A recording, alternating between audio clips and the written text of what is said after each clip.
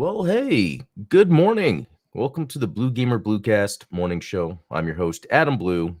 Every morning, Monday through Friday, 8 a.m. Central, I dive into the latest gaming news, what I've been doing related to gaming, and kind of give my insights as someone that's been a video game enthusiast for over 30 years.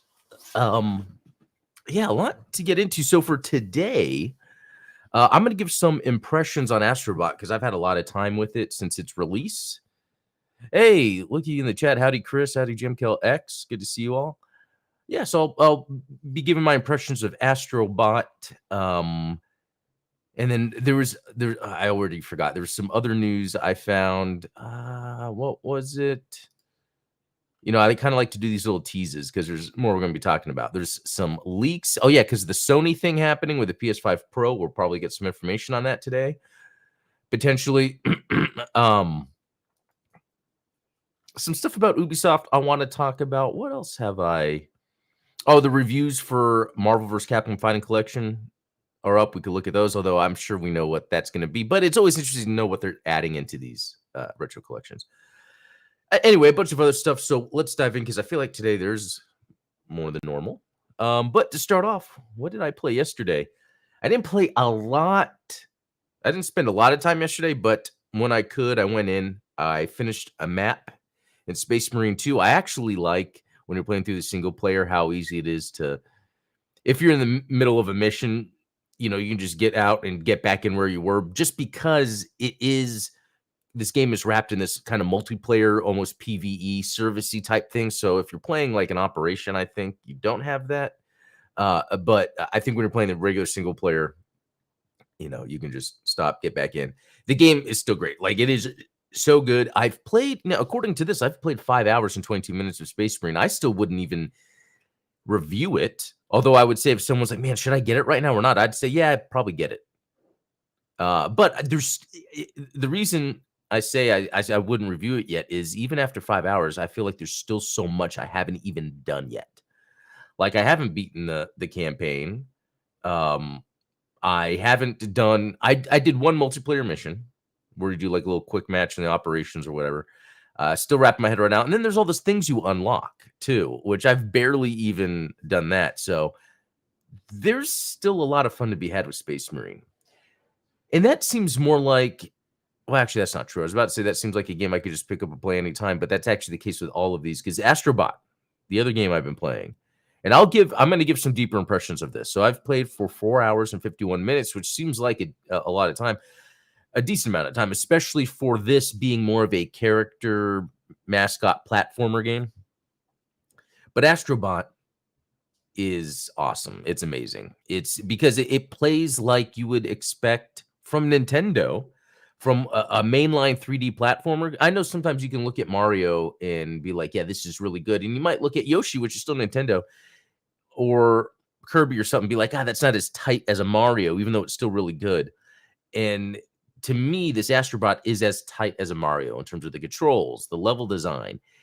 But what really helps here, what really, really, really, really helps here, and this is what I want to see from Nintendo with the Switch too, is the PS5 graphics are so good that when you're playing this Astro Bot game, platformer, cutesy, cartoony, looking in the world, this is something that's been said before about like PlayStation 2 graphics, about looking like it's in a Pixar game, but like a Pixar movie, but like a modern Pixar movie, just looking. But movies are usually what, 29, 30 FPS. This, I'm playing on a VRR display, unlocked frames. I guess I'm getting 120 from the PS5.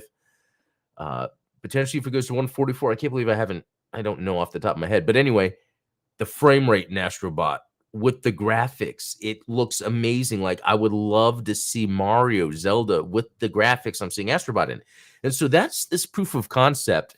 Actually, it's more of a proof of concept. It's actually Sony proving what should and can be done, and Nintendo could do it. Well, I guess maybe that's for someone more like me, is to make these games as fun as they are, look and feel that way too, in terms of graphical fidelity, frame rate. But and then you look at Nintendo sales, it doesn't seem to matter. But I guess that's the argument though, when you talk about why buy a PS5 for a platformer when you can play a platformer on Switch or Nintendo system, and it's like, man, just the way Astro Bot looks. So when you're in it, when you're controlling Astro Bot, you've got the graphics, the way they look, it it's like when I was playing Demon Souls on PS5 for the first time. If you guys haven't seen Demon Souls on PS5, I still think it's one of the most graphically impressive games out right now, and that's years old. And the Astrobot has that same sense, that same feeling. When I'm in a level, it's like, whoa, look at everything. Look at how shiny that is. And so then what's also interesting is I feel like a course is, if I was to like compare it to Mario, it's like they seem smaller, but I think it's because every inch is packed with something. There's so many times where I've beaten a level in Astrobot and there's still more bots, because that's the main thing, in Mario, there's like getting the stars or whatever they were in Odyssey. In Astrobot, you're getting your bots. It's just like you, but your friends. Some are decorated with clothing to look like they represent a character from a video game. There's Ryu and Ken, so non-PlayStation stuff. And then there's PlayStation stuff, like Bloodborne Hunter, which was cool. And then personal favorites of mine, which is still PlayStation related, is Alucard and Richter. Their representations from Symphony of the Night, which was, on PlayStation 1. And that's another big title when you talk about, PlayStation games. Like, what were some amazing games? Because Symphony of the Night is still regarded as up there as one of the greatest games of all time. Is that true? I think so. I think when you talk to people about Symphony of the Night, no one's like, yeah, it wasn't all right. Usually people don't have anything negative to say. I don't know if that's completely true, but anyway. So that part of Astrobot, and so yeah, that's what's cool about this game. So it plays like you would expect a Nintendo Mario platformer to play. So they've got that out. That's great. The graphics are better than a Nintendo platformer, even the art direction. Well done here. Excellently executed, because it has this video gamey PlayStation look while knowing, hey, we're a video game that can do high-end graphics. So look at all these details, and it's crazy. Especially there's some where you get a power that turns you into a mouse, a tiny, tiny mouse. And so you shrink in the game world, but it's not like that really changes graphical fidelity, frame rate, anything. It's almost amazing to see the amount of detail scaled down. Yeah, it's pretty amazing. JMKLX, a real showcase game. That is correct. And so real quick to kind of dive, well, no, actually, I'm not going to dive into that. I'm going to finish the showcase, PS5, Astrobot. That's the topic we're going to get to here in a second, because that's today's news. But okay, so with Astrobot, then I'm going to end it with, it is so worth it. I even think it's worth buying a PS5 for. It is, and that might be extreme, but I guess when it comes to like, if someone is looking to buy a console and you're not too sure yet, even with all the games that are out right now, like, you could just go with a PS5 and Astrobot, knowing there's so many other PlayStation games that you could play, but Astrobot is incredible, especially kids, family. Okay, and then Gundam Breaker 4. I played just one mission of that yesterday, just to beat it, or just to beat the mission, because I stopped playing for a while because Space Marine and Astrobot. But I want to get back to at least like I can jump in, like after work, and that's kind of like how I did it, where it was, what was I doing? I think it was right before, I went to bed. Yeah, I was like, well, I got some time. Let me jump and get a mission done. And that's kind of like what I like about that gameplay loop with Gundam Breaker 4. Kind of like what I was saying with Space Marine, where, with a lot of what I have going on, when I can pause, stop, go somewhere else. I think that's why it's hard for me sometimes to coordinate always doing multiplayer games with people. It's just with the family and stuff. It's so hard to like always like just be online, to plan to always be online for a long period of time. I think it's why some of my, like this show, for instance, is just 30 minutes, because then I got to get to work. Before that, kids stuff, or school, waking up early, and then usually like the podcasts I do, like Steven and Gundam Explain, those are like an hour during the work day, because I use my lunch hour. So, it's one of those things, this is getting off topic, but like my plans though for the future for, Blue Gamer is maybe the morning show being an hour, but then there would be more shows Anyway, it's fun to talk about that stuff though, because it's a plan of mine. But anyway, just going back to the point of that is all of these games, Get 'em Break 4 included, is a good example of a game that you can jump in, play, jump out. I think that's why I'm shuffling these and not Black Myth Wukong and Star Wars Outlaws right now, because with Black Myth Wukong, it's almost like I have to have my mind prepared for whatever boss I'm at and remember what that boss is.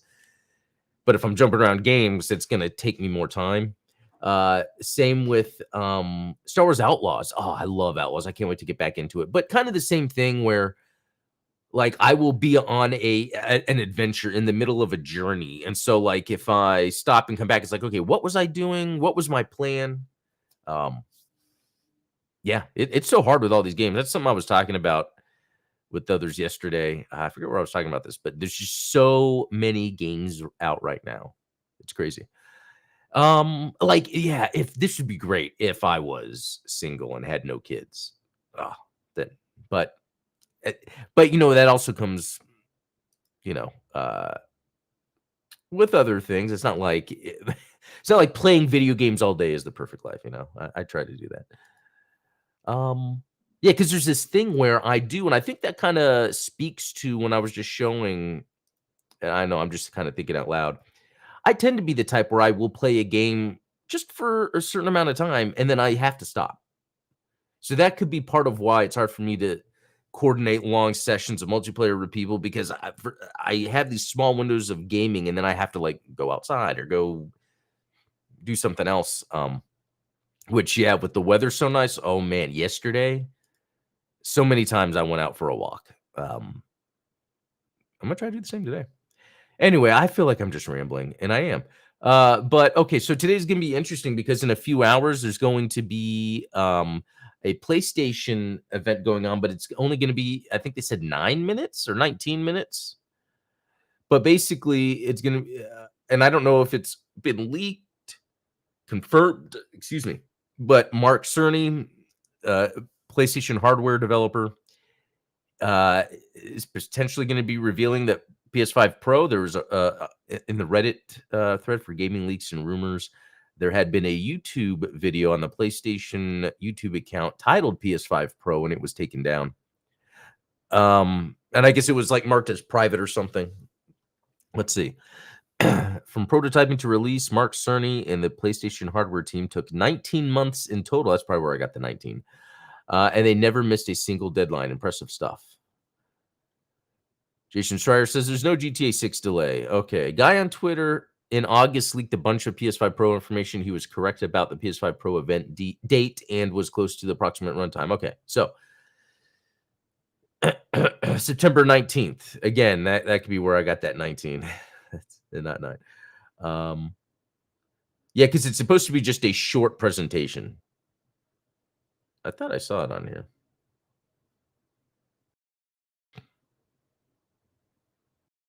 But anyway, I keep looking for this time. But anyway, interesting to see what they are going to announce and what is going to be the thing. So this goes back to JMKLX, your point about a real showcase.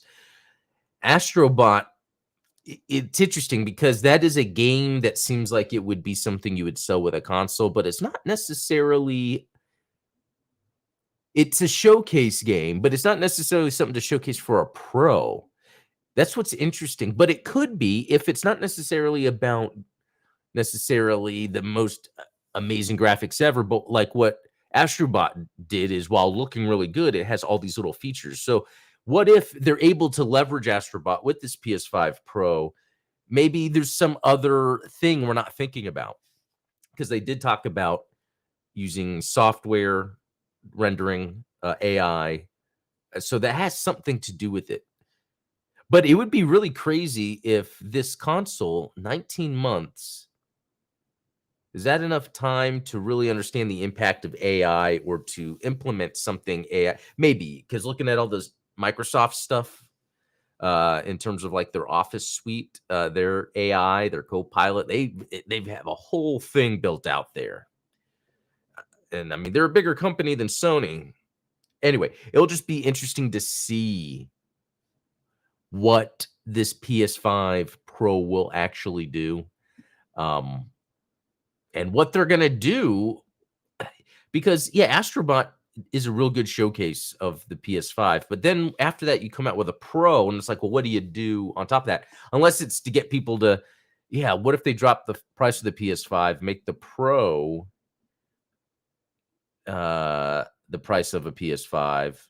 So then, yeah, people are still wanting to buy Astro Bot with the PS5. Yeah, I don't know. We'll see. We'll see what they announce. Okay, Ubisoft investor writes open letter to express deep dissatisfaction with company performance. You know what is very interesting about Ubisoft? People can complain about them, even I can, but they are kind of more of the good guy when it comes to the big time video game publishers. They tend to try, they remind me of Xbox, where they're trying to play along in a game where people are just doing dirty, like, because at the end of the day, a lot of these video games are just based, it's these publicly, there's giant corporations, so a lot of these games are then based on that, and a game can just get canceled all of a sudden, like we saw, all there's so many weird random things that can happen, where Ubisoft, in my opinion, has been the company that, I mean, yeah, they did the thing with The Crew where they took that offline, and where you couldn't play it, and that's kind of dumb. But they have their Ubi Play, they have, like EA, where you could pay monthly and get access to a bunch of games, and their games are pretty good. They're always adding new content, like for The Division or For Honor. Even what I paid just to play Star Wars Outlaws, if I wanted to, just for a month, to get all of the special, the extras, extra content and everything. And this game is actually really good. There's so many ways you could go with making an open world Star Wars game, and maybe I would have gone a different direction, but their direction works. It's taking what we already know, the tropey open world stuff that's already existed, but just does it all really well. So on one hand, you're like, well, this feels like an old open world game. On the other hand, it's like, well, it's done really well and it feels like Star Wars. And that's the thing. I didn't play too much of Fallen Order, maybe half of it, and Survivor, haven't even bothered. Like, I like Star Wars a lot, and Disney has sort of got me uninterested in it. But if I can tell myself that I'm enjoying Star Wars Outlaws and want to play through it all, but I didn't care for Fallen Order, that tells me a lot about a couple things. It's interesting in terms of gaming, what things I am able to put up with in games, and it is the Ubisoft open world stuff, but it's just done in a very good way here. At the same time, I kind of got tired of Star Wars, not excited about it anymore. Just the Disney stuff, just again, not written for me or whatever. But when I'm playing this game, this evokes the feelings, the excitement I got from when I loved Star Wars without the other baggage all over it. Just because of the fact that I can try to figure out, okay, how do I break into an Imperial base with stormtrooper guards, probe droids, all the little things too. Like when I was a kid or as an adult, and I would create little diorama scenes for Star Wars stuff, and having like the boxes that looked a certain way, like all the in-universe things. And then in the game, I'm seeing all of that. And so I feel this connection already. And yeah, so you sneak into this Imperial base. You try to get past stormtroopers, but then you get caught and you're like, oh no. And then you're like shooting and then trying to find a thermal detonator to throw and then trying to get loot. Like it feels like what Han was doing in A New Hope.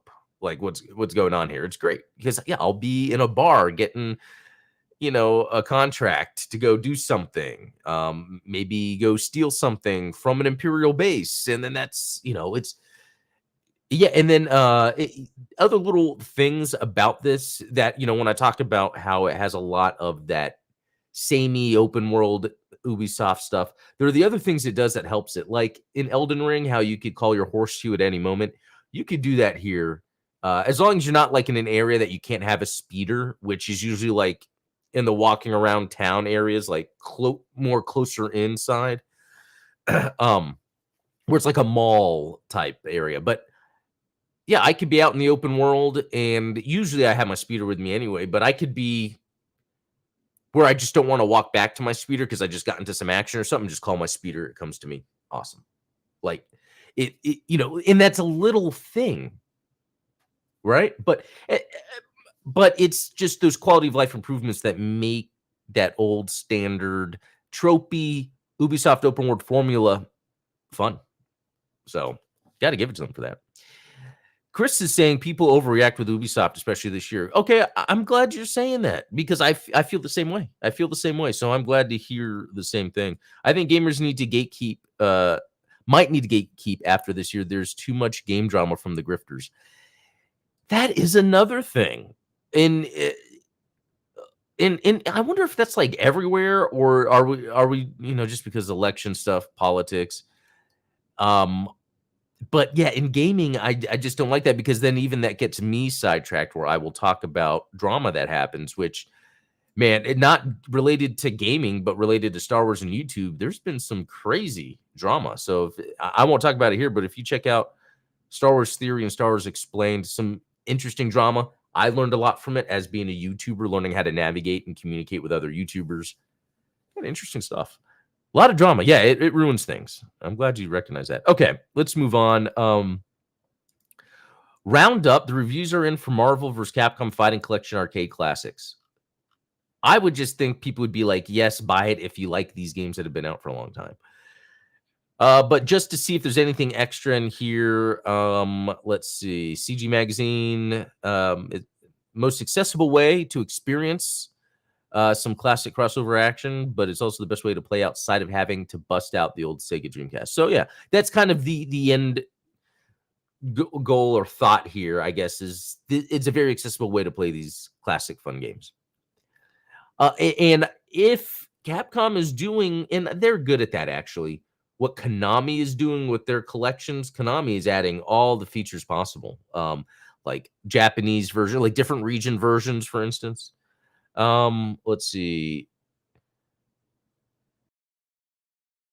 There are some issues, and some of these games don't hold up quite as well. Oh, okay. Well, that's just that. Yeah, like there's nothing here to like say that they took this out, they changed how this works, something to make it where, well, okay, well, is it even worth bothering playing that? But looking at this Marvel versus Capcom, like this is how Capcom does their like collection stuff, and they're usually pretty good quality. Like I have their other collection. I think it's like their Brawler. It has like Final Fight. It has that Dungeons and Dragons game. I think I have that on my Steam. And let me search real quick. I played it was actually this time last year. Yeah, the Capcom Beat 'em Up bundle. I played 5 hours. Yeah, last played October 5th, 2023. I went through and beat all the Capcom Beat 'em Ups, and it's funny because this collection, that arcade one up I got, actually has these games. Final Fight, Captain Commando. I think let's see. Finished Final Fight on offline. Oh, I guess. Oh, yeah, because I had finished Final Fight on the emulator before the retro achievement. So I had just finished Final Fight last year on the emulator without retro achievements, and then this came up on Steam, and I got it, and I was like, well, I already beat it, and now I have it on the arcade one up. Anyway, that's getting off topic. Yeah, okay. King of the Dragons, Armored Warriors, Captain Commando. Yeah, it's funny. All those games are on the arcade one up, but these are like favorites of mine. Okay. Going back. Uh-oh. Oh, it opened it opened the ad. Okay. Astro Bot will get free DLC later this year, including speedrun modes. Okay, that's cool. Yeah, there was this picture that showed like the bots in a costume of Sweet Tooth from Twisted Metal, and Fat Princess. Now I don't know if that was referencing to these aren't in the game, but they're in the artwork, so that could be DLC, or they're in the game. I haven't found them all yet. But it's really cool because not only is this like Sony PlayStation characters and stuff, it's also third-party characters. Um, anyway, that's really cool. I can't wait to beat it. I'll probably beat it by this weekend because it's not hard. Um, even though David Jaffe thinks it is now, but there are like some Mario style optional challenges that are pretty tough. And one I beat yesterday, it's once you get to the early triangle challenges, there is one where you can actually just run a straight line and you just have to press the jump button at certain times and you will get to the end. I figured that out when I was like, I'd be running and and I realized if I ever moved left or right to avoid the obstacles, I just got myself in more trouble. So I'm like, okay, I always have to move forward. But then I'm like, wait a minute. There is not a gap larger that I could jump throughout the entire straight middle part. So I went through that mission, and you'll see it's like cut and grind or something. And then yeah, I just ran and then jumped to the end. Pretty fun. Pretty fun. Okay, speaking of other DLC, Bungie commits to Destiny 2 DLC and support through 2026. I'm shocked about that. I was thinking Destiny was just done, just because of everything we heard. But it makes sense to keep it going just because it's already been around for so long, and I'm all about that. When you hear a game getting canceled, it's a little disappointing. When you hear support through a year that you still have another digit out, like that makes me feel like, oh, okay, maybe one day if I am super bored on a weekend and I feel like you playing some good shooty gameplay, I might get back into Destiny 2. I've done it a few times in the past. Like back when it first came out, I played a lot of it. And then I played some of the DLC. And then the second one, when it first came out, again, some of the DLC. Like Chris is saying 10 years for Destiny currently. I remember when they first would say all that stuff. It's like, really? But man, these companies can do it. And that's the thing. It goes back to when I always bring up the Warner Brothers, Zack Snyder, DC universe. It's like they too soon was like, oh, we're not making $1 billion. Let's just change everything. Like, let it cook, let it do its stuff. And I think with Destiny, that's built this huge kind of community because I think that's just now a mainstay in gaming. There was this time where Destiny was the big multiplayer game. It changed a lot in terms of like influencing other games. I mean, obviously Sony bought Bungie just for their live service stuff, and then it didn't really work out. That's crazy stuff. Anyway, I just think this is cool. I just think this is really cool. Yeah, look at that. So summer, fall update, major updates in 2025, and then winter 2025, and then spring 2026. And this is interesting. This is actually making me think about what I remember seeing online, because I remember Space Marine 2, they showed off a roadmap that goes a year or some crazy length. And then people were saying, talking about Helldivers 2 having this drop off, even though it's still popular. But the difference is Helldivers doesn't have a roadmap. And they were saying, and when I say they, the conversation online was that fans are asking, why isn't there a roadmap?